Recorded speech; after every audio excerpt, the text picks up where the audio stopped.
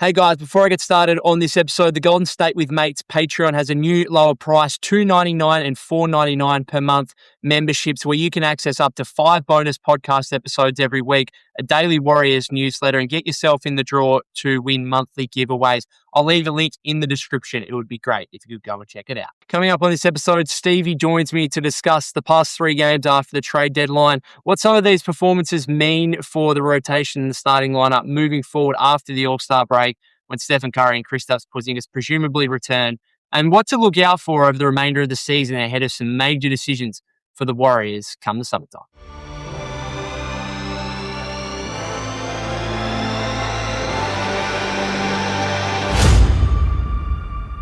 Alrighty, since we last spoke, Stevie, the Warriors 2-1 over their past 3 games, a pair of stunning comeback victories in the fourth quarter over the Phoenix Suns, and most recently, the Memphis Grizzlies. What a finish to that game it was, with Guy Santos' go-ahead layup in the final 20 seconds. Any major takeaways from you over the past 3 games, or can we not read too much into things given Steph Curry's obviously been on the sidelines and Kristaps Porzingis is yet to make his debut as well? No, I think there are some things that we can take away that are quite interesting. Not so much in that we're picking up W's or L's at the moment, because I don't think anybody, coaching staff, front office, or the players on the bench have any championship aspirations with Jimmy on the sidelines and no big upgrade. But Guy Santos, a guy that I thought for parts of this season didn't even look like an NBA player, looks like might be the best young player on the team. Coincidentally, also plays power forward, and Draymond watching from the bench in the 2 wins. It's I don't want to say it's a microcosm to everything of this season, since Jonathan's already been sent out, but it's like maybe he wasn't the guy, but maybe the youth movement can start in his departure. And I think with the rest of this season, it's really important, and I'm curious your thoughts on it. And that I know I heard a little bit with the whole, we should savor the first round win or second round like victory we could pick up. I don't really share those sentiments. I don't think anybody particularly gives a shit about the Rockets win last year, and even the big Sacramento Game 7 win in Sac like a couple of years back. I think those types of things like chalk up to losses for a franchise that has championships. Um, we're too far ahead to try to tank, kind of thankfully as a fan base, because we don't want to watch Steph Curry not play at all. But I think that them being conservative with his return, conservative with KP's return, I think we're trying to see what we can siphon out and who is our 3 through 8, 4 through 8 of what's left on this roster when we go into the offseason, of who we keep and who goes. And also, we have less movable contracts, so things are a little bit more. There's a lot less optionality of what we had going into the deadline of what the offseason will be like. So I'm curious of what your thoughts are of like, who are the 4 through 8 guys that you think that we're going to be keeping based upon this very short sample of 3 games and what they did prior to it. Yeah, it's really interesting because, like, you're absolutely right. Like, getting to the first round is, not a big achievement by any means, but at the same time, they've won too many games already to tank. So it's just, you're in this middling period where you've just got to play it out and you've just got to try and utilize it in some way as a positive. And I think a lot of us, including myself, are already looking forward to the off season and what happens over the remainder of this season, how that contributes to what happens in the off season, which we're already seeing some really interesting discussions, I think, emanating from what we've seen over the past couple of weeks. And in terms of the development in this team, that's what you want to get at. As you said, you want to be able to find guys moving forward who you can plug in as, hey, we're going into next season. We know this guy is a 20 to 25 minute per game rotation player, okay, at the very least. And you want to be able to try and find some guys from this, again, stuck in no man's land scope that you're within without Jimmy Butler, where you're not going to be a championship contender, but you're also not tanking. So you just got to take it for what it is and try to find the positives out of it. And I think the two major positives over these last couple of weeks since Jimmy got injured is definitely Gee, who's averaged 15 points, been, I mean, quite frankly, he's been one of the best players on the team in the last 7 games. 15 points a game, 5 rebounds, 3.1 assists, shooting like 64% from the field and 43% from three. And also, I like the consistency that Moses Moody is building as well. I was having a look just in the past hour or so. He's scored double digits in 13 of his past 14 games. And to me, that's always been the question mark with Moses. One, yes, okay, sure, Steve Kerr's yanked him in and out at times, and the playing time hasn't necessarily been there. But we've also, even when he was getting consistent minutes earlier in the season, it felt very feast or famine with him. Like you'd have 21 game and then like 2 the next. It was like, what level of Moses Moody are you getting from a game by game basis? I feel like these last 14 games or so, he's shooting like nearly 50% from three. He's really starting to build some consistency, which hopefully again can move forward where if you've got Moses Moody and Guy Santos, and this is the version of those guys you're getting going into next season, well, you can just plug them in and guarantee them as 20 to 25 minute per game rotation players at the very least. And that's a big positive if you can take that over the second half of the season. So I'm interested to see what the remainder of the season does for the off-season decisions where the Warriors only have 5 players under contract for next season. You're going to have decisions to make on, well, firstly, Al Horford, hopefully, based on the way he's playing, hopefully he picks up that player option. Draymond is a big talking point. We can get into that certainly.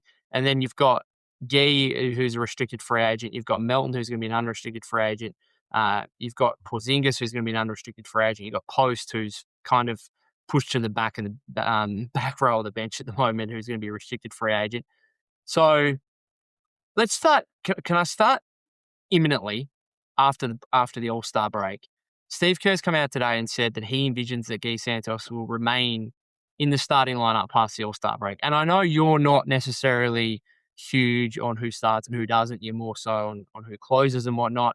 But I still think it's a very interesting conversation because as we discussed Draymond, if this isn't a championship contender, which we all admit it's not, then shouldn't you be using the rest of the season again to develop some of your younger players? And if those younger players are just almost flat out better than Draymond anyway, isn't this the period to potentially transition him to a bench role and see what that looks like? Because it might actually work for him. And if it works for him, then that's something else you could look at next season where, hopefully from a Warriors standpoint, they can come to some kind of arrangement with Draymond where it's like, hey, opt out of your $27.6 million player option. And here's a 3-year deal at $12 to $13 million a year kind of thing, something like that. You love that idea about him opting out and taking less money. Yeah. Well, but you know why I could see him doing it? Because I can guarantee you, if he picks that one up, the Warriors are going to trade him in the offseason. They are not keeping him around at $27.6 million next season. I would like to think anyway, surely the front office has a little bit more, I don't know, guts than perhaps what they've shown recently. I'm not trying to say there's no logic to it. You just bring it up like it's a foregone conclusion that he's willing to take less, and like it probably will be the last time he makes $27 million. Oh yeah. If I had to bet, he's picking that up. That would be my bet, regardless of the consequences. No, yeah, I absolutely agree that in a normal situation, absolutely, like if you're a player who's probably, let's be honest, if he was on the open, if he opts out and becomes an unrestricted free agent, like what's he getting from a rival team? Like 15 million a year max? I don't think he's making $15 million in free agency. He's probably getting at best half of that player option. So in that normal situation, you are definitely picking up the team option. The player option to 27.6. However, his stature as a franchise legend, if he really wants to remain with Steph Curry, remain as a one-team player for his career, then the only way that happens, I think, is if he opts out and renegotiates a new contract again at $12, $13 million a year or whatever. Because again, I don't see a world in which Draymond Green's on this roster next season at $27.6 million. I just don't.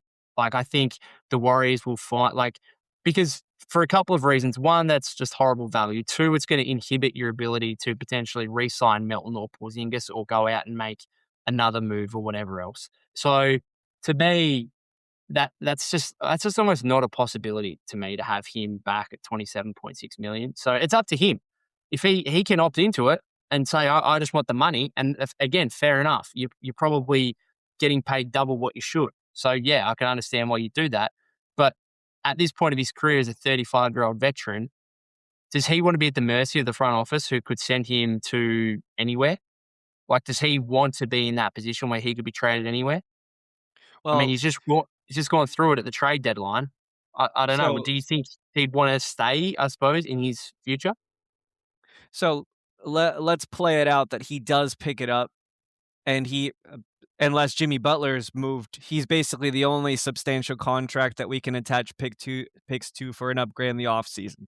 Let's say he goes to the Pelicans and we get Trey Murphy. We don't have to play out the details because it's not important. Some other player will probably manifest before then, or Trey Murphy will play so well he'll become untouchable and it all becomes irrelevant. But let's use him as a placeholder. Likely Draymond never really plays for New Orleans in this scenario. He gets bought out and he goes plays with wherever LeBron happens to be next season or whatever, some variation of that. So I would assume.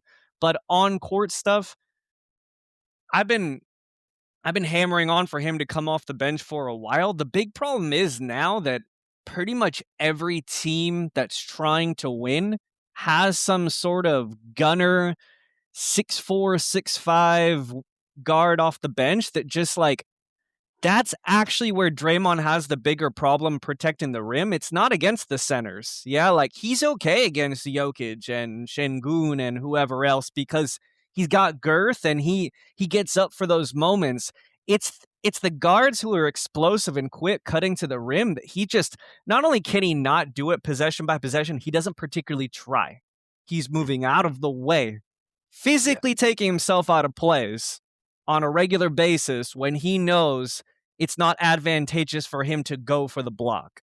Now, he could probably get some of those, but he's making a business decision first, second, third quarters on anybody who looks explosive. And second units are filled with guys like that, guys who are reckless and don't really care about their bodies and go to the rim. So him coming off the bench sounds like a good move because you're supposed to have less talent that you're going with against the opposition.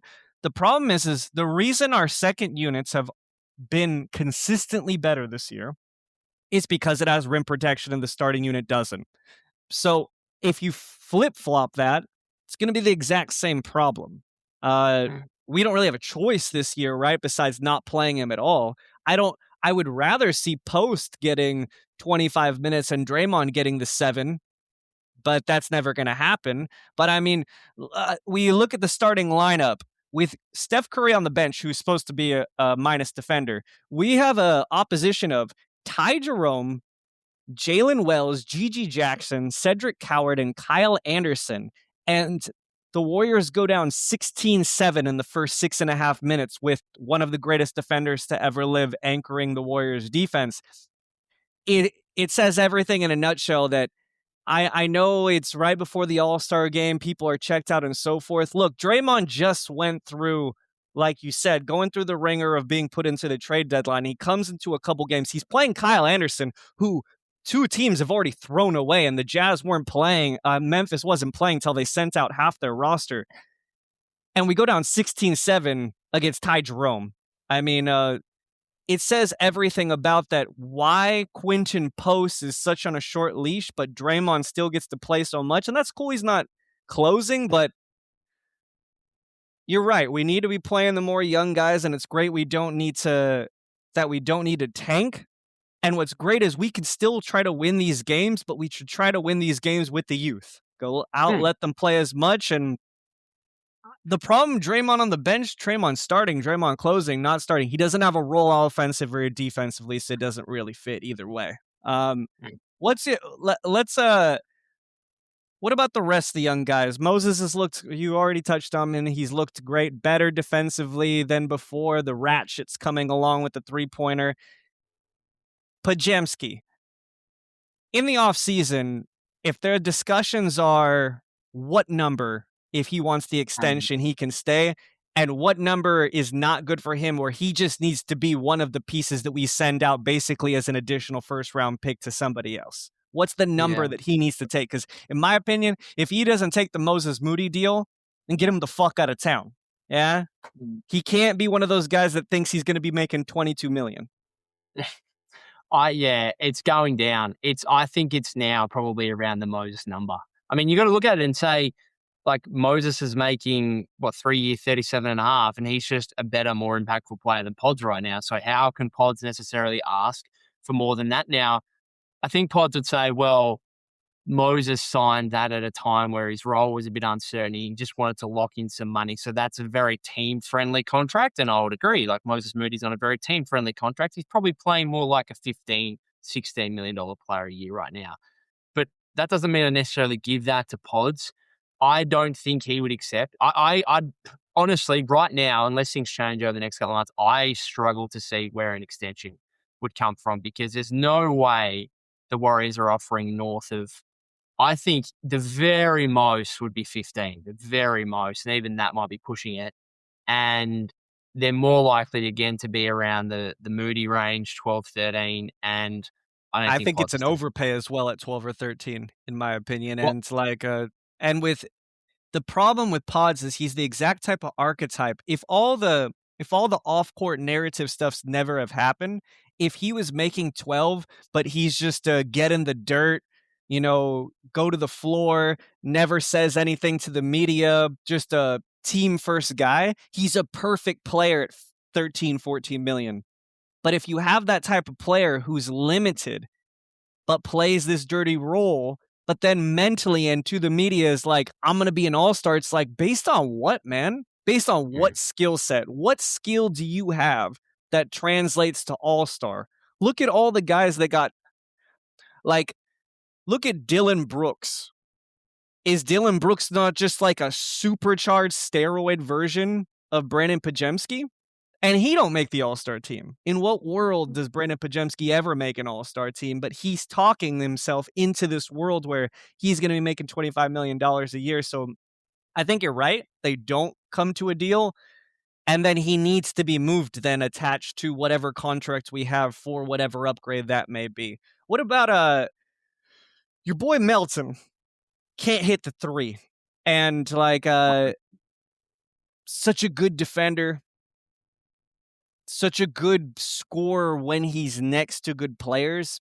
I think he's being asked a bit too much at the moment to be a primary scorer, and maybe that's making, because the three is not the only inefficient shot right now. It feels like he's going into the paint without much of a plan a lot of times. Sometimes it generates offense and sometimes it doesn't. But I think he's around what? He's sub 30% from the season for three. And I know it's not a small sample size now, but he has had a short season. Like, do you still feel like he's a player that needs to be prioritized with regards to the offseason roster? Or do you feel like with all the names you listed, with whatever Porzingis is going to be, Quinton Post, and now Guy Santos, do we mm. have to like pencil in Melton's money? Or is he just, if it, because in my opinion, he needs to take like an 8+1 and just like take it or go out somewhere and like get the additional money, because if he wants the long-term money with his health, I don't think the Mm. juice is worth the squeeze if he needs long-term money. Yeah, I think it's I don't know. It's all going to be dependent on what we see over the last couple of months of the season because I think there's not much of a gap. I don't think in terms of all these guys when like at this point right now, like looking at Guy Santos, like do you prioritize Guy over Melton right now at this second based on what we've seen the past few games? Yes, but like Melton could change that narrative pretty quickly. Like Draymond could come back and have Steph comes back and Draymond starts playing really well again and lifts his game. Maybe he becomes again his stature as a franchise legend adds an element to this, and then Porzingis is the really interesting one to me because we've never really had a center like him. And if he's like relatively healthy and plays like 18 to 20 games and looks pretty good for the rest of the season, then suddenly like I almost look at him as like okay, if you can bring him back on like 15 mil a year, then that might actually be a priority because he's like a guaranteed starting center when healthy, as opposed to we're having this conversation of whether Draymond should move to the bench. And the Guy Santos thing is really cool right now, but will it actually maintain? We'll wait and see. So, like, I actually don't really have an answer. I think again, if I had to sit here right here right now, like given what we've seen over recent weeks, and given the way we know his style fits with Steve Kerr, and he's getting the faith and the trust in Steve Kerr, and the fact he's still only 23 years old, and we should still continue to see improvements. It's almost like Gee as the restricted free agent. I can't believe I'm saying this, but he should almost be the priority over everyone else based on what we've seen over recent weeks. But I don't know if, again, I'm just overreacting to 7 games of data here, and that in reality, we should be looking at Melton, Porzingis, Draymond ahead of him. And yeah, so I don't know. What if you had to say Santos, so Gee, Draymond, KP, Melton, where's your priority landing right now? I think you're right on the short sample. There's no way to take anybody that like is set in stone that we need to keep. I think more of the idea is that going into the offseason, we have to take an approach that we do not have enough, and Mm, whatever is on the roster needs to be situated in such that there needs to be an upgrade. Without it, then all of this veterans that we're building around it is irrelevant. And which young players are going to fit the final version of whatever that's going to be when the upgrade is made. And I don't think KP is ever going to be a starting center for this team, but I think one of the goals for the rest of the season is, can we get him to play and see, okay, he's going to be able to play 15 minutes a game, 20 minutes a game, 65 games a year next year. If that's possible, all of a sudden you have Al Horford, KP, and Post. And now what center needs to be added to that not perfect center rotation in order to round it out? Because we need a wing. Yeah, mm, like the version of Butler that's going to come back is not going to be able to carry the load that he did, even the best case scenario. Moses Moody is more of a big guard than a wing. We just don't have a 3.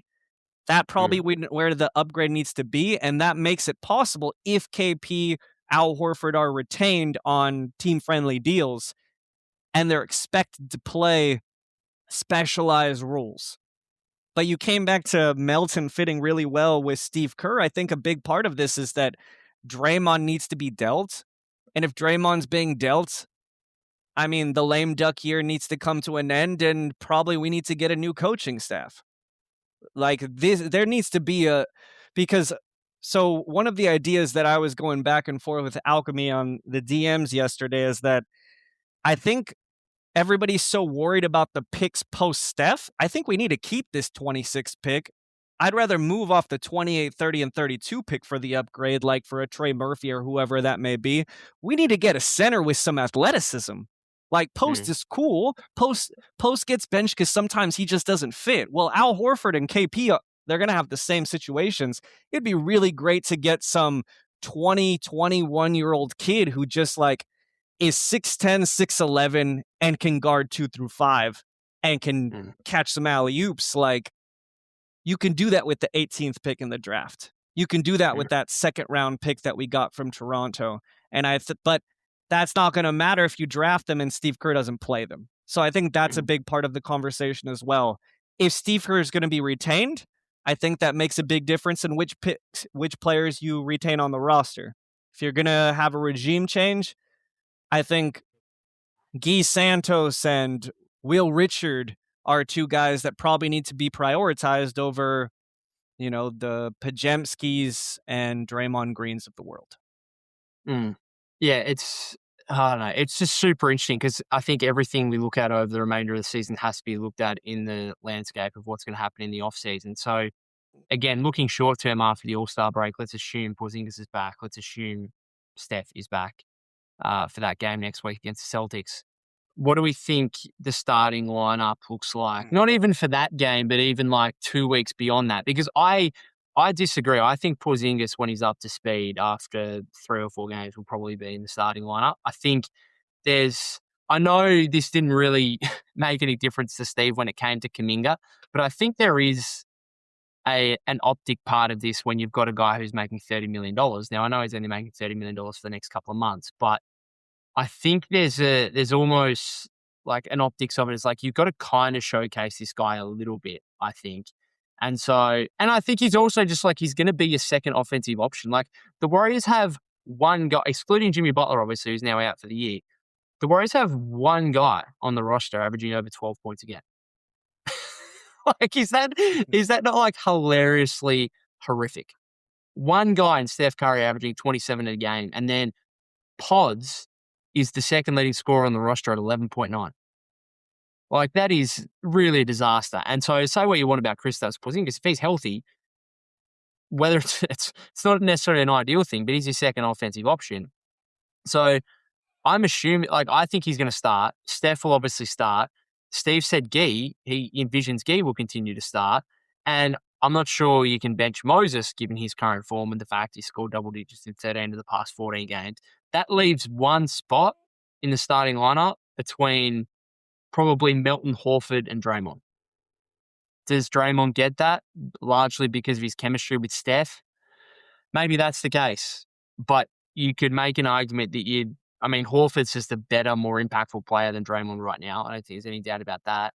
And, Melton's there as an option as well. Like, because you bring in a 7-2 Porzingis, you could technically go, like, if you go Curry, Melton, Moody, Gee, Porzingis, it's not, like, we've seen smaller versions of Steve Kerr's starting lineups. We're seeing it right now with Draymond at the 5. So, I don't know. What do you think? Do you see Draymond? Do you think Steve will just continue to start Draymond, or do we think there's a genuine chance he transitions into a bench role? Well, if we're looking at predictions, Draymond will probably start, and Draymond will probably start next to Porzingis. But if we're going for prescriptions, I really think that finding a sustainable role for KP is something that no team has really had the luxury to do up to this point. If Steve Kerr, who is notorious for being able to manage big names and big egos, can find a way that KP is playing meaningful third and fourth quarter minutes, but that's a part of a 15 to 18 minute load. That's how much minutes he can actually play throughout a season. Now, I don't even know if he can do that because he's got this other whatever bullshit that everybody keeps throwing out this word. Nobody even knows what that thing is. It's possible that it's mostly psychological. We don't know. It has physiological symptoms, but most likely, like, he's got a lot of fucking angst and it's manifesting in a certain way. You get dizzy, you start to like feel like you're going to faint. Like, I've never heard that word before. Now everybody in the NBA knows this like title of what it is, but nobody's ever met anybody that they've talked to and said, I'm dealing with this thing that Porzingis is like, if they can find a role where next year he can replicate that role, that's the best case scenario for not only KP, but whatever team KP is housing him. And he's such an excellent scorer and mismatched type of creator, like a Towns type of player. If we can have him in third and fourth quarter, it's going to be huge. We're lacking punch in the second half of our offense. Whether he starts, we start games slow regardless who's out there. And you got to put that on the coaching staff because it seems to happen regardless of who the starting lineup is. And we don't retain leads. So if you're going to be playing him 25 or less minutes, I don't understand why he's going to start. He is, though. He's going to start next to Draymond. That's likely what's going to happen. I think that Kristaps Porzingis, if I had to predict what's going to happen over the next 2 months, he's going to have moments that we have all the normal Warriors types of big name people who do podcasts or radios or TV and be like, wow, the Warriors look amazing. Maybe they're actually a real contender because he has that type of pop. He has all NBA pop. It's not sustainable. So don't get too excited when you see it because it's just not going to maintain itself enough where it's going to matter when it matters most. Yeah, no, I agree with that. Like, he's gonna have a game where he drops 25 or 30 on high efficiency and grabs 7 or 8 rebounds and blocks a couple of shots, and you're like, "Oh my god, like, the Warriors gonna steal here. This is ridiculous." And then he'll probably sit out the next 3 games. Like, this is what it is with the Kristaps Porzingis experience. He's a very there's no issues with the guy's talent when he's on the floor. Like, he's a very productive NBA player. It's just he doesn't get on the floor all that much. And therefore, if you do want him on the floor, do you have to do what you say and say, look, we are trying to help you out here by saying we're only going to play you for 15, 20 minutes a night max. And that's it. Steve's already come out today and said we're going to play him in short bursts. What is short bursts? Like, to me, that says, 4 minutes at a time, essentially. Well, how many stints of 4 minutes do you get? Does that mean 4 minutes at the start of the game and then, 4 minutes at the start of the second quarter, 4 minutes to end the first half? Suddenly you're at 12 minutes a half. Maybe it gets up to 24 minutes a game. Something like, I don't know. We've got to wait and see how they manage this. But Also, it's really, Steve yeah, tends to say one thing, but whenever something starts working, he spams it. It's always been this way. It's with every player. It doesn't matter their age, and it's his Achilles heel. I don't know if he's aware of it, but when things work, he just keeps pressing that fucking button until it breaks. And this is the one time when he really needs to hold back because if I don't think it's going to be Porzingis that's saying, I need to play more. I think the guy's considering retirement next year. He's made plenty of money, and this isn't a situation where it's just like this situation. He also yeah, has an entire body 7'3" not built to last in the first place, and he knows that. But if he can find a role that he feels comfortable in, and he goes, okay, when I finish the game and I go home, I feel all right, and I feel like yeah, in 2 days I could play again, that needs to be the equation because next year if that's his expectation, maybe he'll be willing to take 10, 12, 15 million dollars and both sides feel happy. And if yeah, that actually fits and you have him and Horford, all of a sudden you have all the upside at the center. Now you just got to find that middle reliever, whether that's post or someone, in free agency, but then your center position is set with Draymond moving out or moving to a smaller role. And then we can actually get an upgrade. But if KP looks great one day and then gets hurt and looks great, he's just going to leave or we're going to resign him for whatever reason just so that we can move him at the trade deadline. Um, I don't think mm. him playing 25 minutes is in anybody's best interest. I'm curious of what is your thought since we've gone into the offseason a lot? Do you think that the front office is now open to trade the post Steph picks if it doesn't have anything to do with Giannis?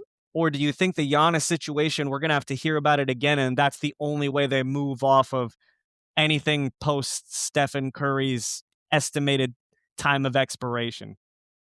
I think there were some reports earlier today that they were only willing to give up like the 26 and like the 28 picks like protected for Trey Murphy. I'm like, what the But you hell? don't get him, Like, right? how do you possibly think you're going to get Trey Murphy for for only 2 picks and 2 picks that are post step and one of them's like protected? Like, that's a joke. They obviously aren't that interested in Trey Murphy if that's the offer they're throwing up. And I would like to think so. I would like to think that it's not Giannis or bust. And I think if it's a player who is on a really like the thing to me with Trey Murphy is not just the fact that he's, a potential he's in a better team, he's a potential all-star level player, but it's also the contract is so valuable. Like, it's 25 million a year or 4 years, 112, and it's going to be in the second year of that next season.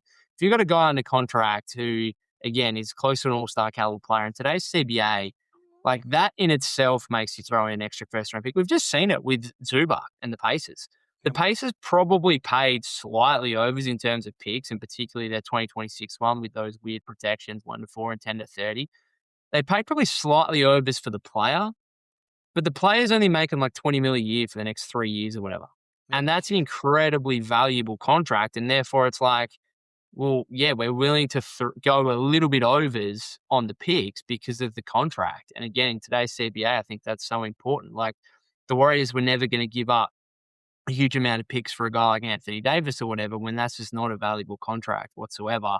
And Trey Murphy, I think, is the one that I'm looking at that's making, under $30 million a year, and you're like, that's worth probably going all in for. Like, even a guy like, let's say, Jaren Jackson. I'm surprised, like, Utah gave up 3 picks for Jaren Jackson Jr., because that's a 4-year, $200 million extension about to kick in. Again, I think the Grizzlies got off him at the perfect time before that kicked in. Even a guy like Lowry is like, he's a great player, but he's making nearly $50 million a year. Are you giving up post Steph Curry picks for Lowry Markkinen? Obviously, that can't happen now anyway, because it's traded for Jaren Jackson Jr. and signaled their intention moving forward. But Trey Murphy still remains to me as the one where it's like, yes, I'm willing to give up multiple first round picks and first round picks after Steph, because of not just who he is as a player, but his age and the contract. I think all that within one is worth the first round pick. So to me, that's still the guy moving into the offseason that I'd be targeting. Yeah, and I think that bringing him back up, not just because he's one of the targets that we've been talking about all year, it's now that and because of Jaren Lowry and then Anthony Davis have all been moved to the side and now are not available chips. And now the Giannis situation, it only gets harder if he becomes available in the offseason. The Warriors get him. Likely there's a team that has a better offer regardless if he's actually available or not. Trey Murphy now becomes even more of a possibility, or the only possibility, because we don't have the Kuminga healed plus Draymond package unless you're moving Jimmy Butler. There's a limit to what we can match, and it matches perfectly with Draymond's contract, Podziemski going out with picks for Trey Murphy, and this obsession with the post-Steph picks. The idea, let's say best case scenario, Steph Curry retires and in 30, you get the first or second pick in the draft, and that kid becomes an all-star in 2036. I don't think people particularly, because such a big part of the fan base of the Warriors is international or around the United States or wherever. Like, San Francisco is not really a sports city. Chase Center is a part of San Francisco. The Warriors are not really San Francisco's team. San Francisco is a much smaller city than people really realize it to be. New York is attached to the Knicks because it has a legacy that goes back decades and decades. But the Warriors are not only from Oakland, all of the Bay Area teams. I come from an hour away from San Francisco. We call ourselves part of the Bay Area, but we're not close to the Bay. We're attached to the Bay Area because of the Bay Area teams. But the Super Bowl just happened with the San Francisco 49ers. They play in Santa Clara. Yeah, they're in the Silicon Valley. That's where all these people are going up to Chase Center to fill. And there's a lot of things to do over there for all these wealthy people who are able to pay for these Chase Center tickets. They go to Chase Center because of the exceptionalism of Stephen Curry. And I'm not saying that Chase Center will be empty post-Steph, but the idea that, if they just get the next, I don't know, Cooper Flag, that will somehow be equivalent in any way, shape, or form to what sports have been like in San Francisco since migrating and abandoning Oakland and moving over to San Francisco. It'll never be that way. It's not just the house that Steph Curry built. It might be the one he destroys once he retires or moves. And the next 3 years, if you can actually build a contender around him, if I'm Joe Lacob, that's what I'm doing, and then selling the team. That's what I'm doing if I'm him, not worried about somehow being able to replicate success in the post-Steph era. And if he wasn't putting up 30 points on a regular basis, it'd be a different scenario. But Steph Curry is still a deity in this league. Still one of the most feared players to strap him up. I just don't understand why it needs to be something that's argued that, if you think Trey Murphy's the guy, then put up the picks. If you don't, it's fine. But then find the player that you think is. Whatever that player is in the offseason, find the upgrade, find the matching salary. So, I'm sorry. I think I think that's a pretty good point to finish on. Have you got anything else? The one thing you were talking about, the Porzingis Horford post trio there, and it's kind of talking about it. I would be very surprised if all three of those guys are on the roster next season, because like I feel like you need to bring in a different sort in terms of a rim running athletic center, like you spoke about. Drafting a guy 18th overall or whatever that can catch some lobs and run the floor and be a shot blocker and those kinds of things. Feels like a bit of overkill with like stretch bigs if Porzingis, Horford, and Post are all on the roster, and they've all got obviously franchi scenarios where Horford's got a player option and Porzingis is unrestricted and Post is restricted. Do you see a world in which all three of those guys are on the roster next season? I think that because they're all dynamic, it's a possibility. And one idea is because Al Horford and KP won't play all the Yeah. games. Yeah, there's a Yeah. good chance that they they combine for 100 games between the two Oh, of them. And yeah. then because they all can shoot, you can put a 4 or a 5 Okay. next to either of them. So that's Yeah. why I think it only works if they all are willing to take team friendly deals. If one of 'Cause them wants to get more than what the team's able and willing to pay, then no. But if all of yeah. them are on team friendly deals, whether Al picks up his player option or if he gets another 1+1, yeah, with the giving himself some insurance if he gets hurt, if KP is willing to take under market value for what his, archetype is supposed to make, but actually probably above market value for what his body is allowed to do. And then, I mean, Post is the way he's played himself back into a minimum or $5 million contract. I can't imagine him making anything north of 5 at the moment. I could see them all fitting, mostly because not like saying you're playing all three every game, but they create a certain dynamic aspect where Guy Santos at the 4 becomes very interesting because of the player next to him, or whatever center you draft becomes more interesting because he's next to Al Horford or next to Yeah. KP. So Yeah, no, I agree. I don't think I would be surprised, but I don't think it's unrealistic for those exact reasons. One, like it gives you some insurance having all three guys when Horford's 99 years old and Porzingis has got all these injury concerns and whatever else. Like, it gives you some insurance. So I get that. And you can play like one of the more interesting things I'm looking forward to after the All-Star break is seeing Horford and Porzingis play together, which they did a lot for Boston.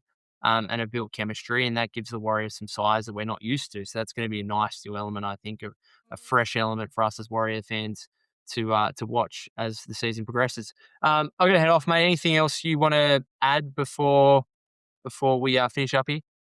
nah, thanks for having me on. Peace out. All good, mate. We'll we'll maybe well, there's not much. I mean, we've got this game against the Spurs tomorrow, and then obviously the All Star break coming up. So we'll see if there's any new info content to talk about this time next week. But obviously, not really many games going on in the meantime. Hope everyone enjoys the All Star weekend. I'm not really too crash hot about it. Just looking forward to KP and Steph returning afterwards. Thanks very much for tuning in, guys. If you haven't subscribed to the YouTube channel already, that would be greatly appreciated. And we'll see you on the next episode.